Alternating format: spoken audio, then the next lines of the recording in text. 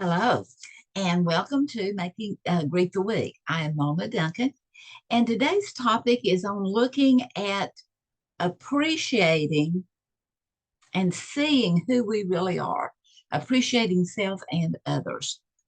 And so, bring up the board here, and we will begin to look at some thoughts about seeing the intrinsic value of self and others. Um, Intrinsic. I am a wordsmith and I like to look up words as to get a deeper meaning of what they entail, and it can broaden the perspective of it. And so, seeing the intrinsic value of yourself as well as seeing the intrinsic value of others.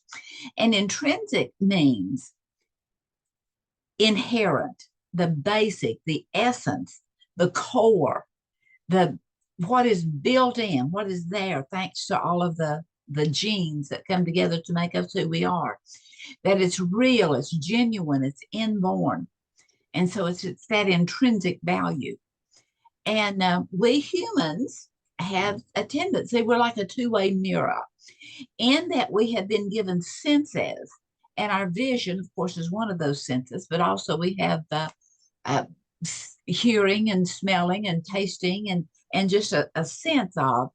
And so our vision sees something externally and it identifies it internally. It kind of goes inside to say, have you ever seen that before? Did you like it? Did you not like it? And our vision sees something externally, but it takes it internally and begins to identify it, begins to project a story about it. And so I find this interesting. I love psychology, and Carl Jung and he talked about all the kinds of types of archetypes. And an archetype is something that is a kind of like an entity that gives off vibes that you either kind of want to be a part of or don't want to be a part of. It has not only the positives, but the negatives, which is true of all human beings. And so Carl Jung said that every one of us are made up by who we are being. We are made up of 12 different archetypes. And four of those archetypes are embedded in every person that ever has been. And that includes the parent, the child, the victim, and the prostitute. And some are positive and some are not so positive. Uh, and then the remaining eight, we manifest them ourselves.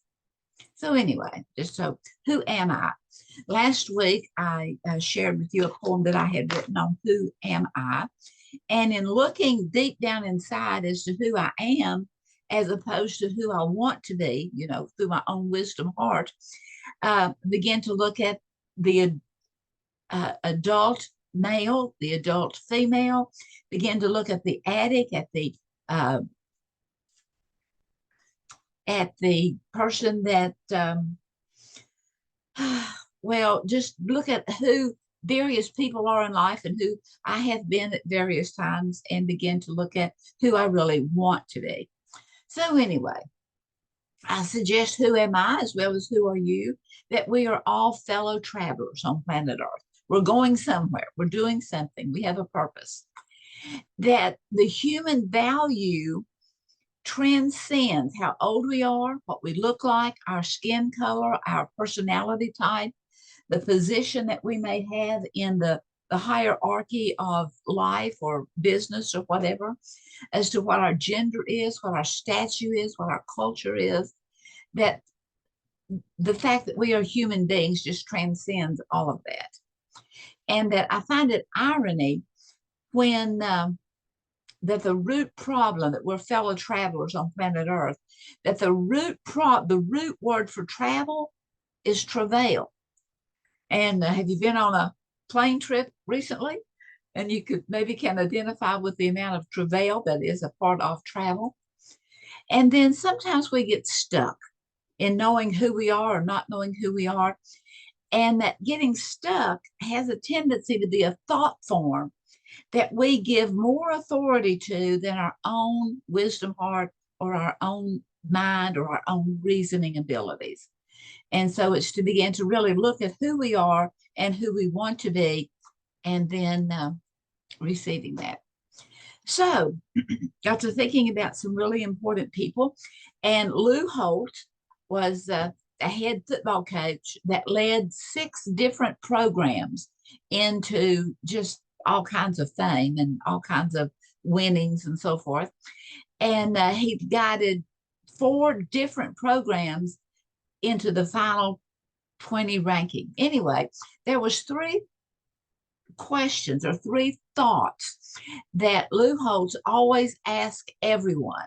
And I put up here 3 questions, visible or invisible.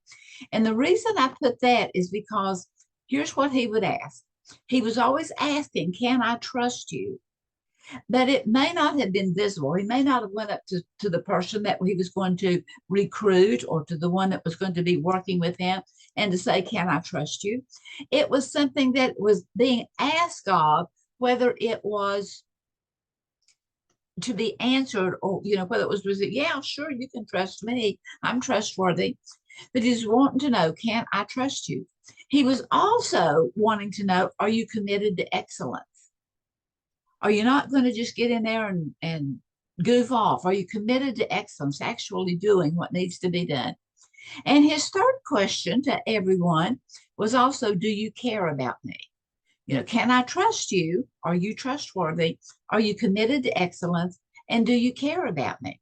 Because that's some of the things that we really need in being that intrinsic being. And so trust, excellence, and care, just a few thoughts. And that whether we are asking that of others that we encounter, like, can I trust you? Are you committed to excellence? And that actions are more reliable than our words. And so we can be answering those questions by what we observe rather than what is told us. That trust is doing the right thing because it is the right thing. Is looking at the fact that this has turned out to be correct before, and I'll try it again. That living by the fact that if I give you my word, I will keep it. That I am a person of integrity. That we can watch and respond appropriately to what we see. And that greatness is voluntary. And that you can do the best you can with an eye on continuous improvement. Can you trust me? Can I trust you? Yes. And we'll do the very best we can with the reality that we can always grow. So as we encounter people, is it touch or tactic? Is it being a con or being really a salesperson? So I personally choose to put everyone in my quality world. And it's something that's just kind of an automatic thing. I want to connect with you. And the client, realizing the client is more important, and that genuine caring is vital. I know I had a little story behind it, but I'm going to pass that. That we can handle any pressure for profit and performance, but we can do it with kindness. Because there are things, sometimes things are broken and they need to be repaired, they need to be fixed, but we can handle it with kindness. And then knowing that a friendly face with a welcoming smile and an embracing attitude is of more value than canned information. Sometimes we can just, someone can just spout off to us what the facts are, and we need more than that. And allowing the law of reciprocity to come into play in caring. And then knowing that deep down inside, love is not the greatest power. Now, it's pretty great, but it's not the greatest. But choice is. Because choice determines how trustworthy we are, how excellent we are, and how caring we are. And choice even determines how much we do love and how kind we can be. It all goes back to choice. So we are fellow pilgrims on the highway of life, and in the, both the peripheral as well as the internal, and looking through word definitions. What does peripheral mean? Well, it means the outer, it means the fringe, it means the minor, it means the something that we've never noticed before, as well as the internal, which is our heart, our core, our true being of who we are.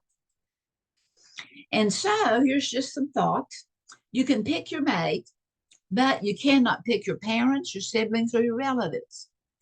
There's so many things that, life just handles it that way. That our coworkers may be by chance. And you may not like your coworkers. You may not like your boss. You may not like the underlings. But we cannot diminish their value or their importance because they were hired for a reason. They are there for a reason. And then treating customers friendly is the greater the prospect that the person will return. Whenever we can help someone else, whenever we can be generous and kind to them and give information, then there's a greater prospect that there will be return. And whenever we on purpose give an effort to learn, to be, and to do, then, it's kind of like, oh, surprise, surprise, surprise, it's being more accepted. And whenever we are patient with a rude customer, and we may think, oh, wow, I'm really good here. What about being kind to a rude coworker?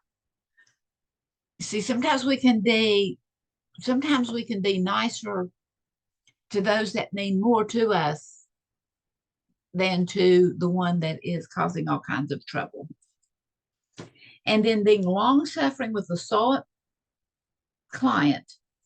What about being understanding with our own cranky friends and mates and children? And then, are we performing a job or are we building a cathedral?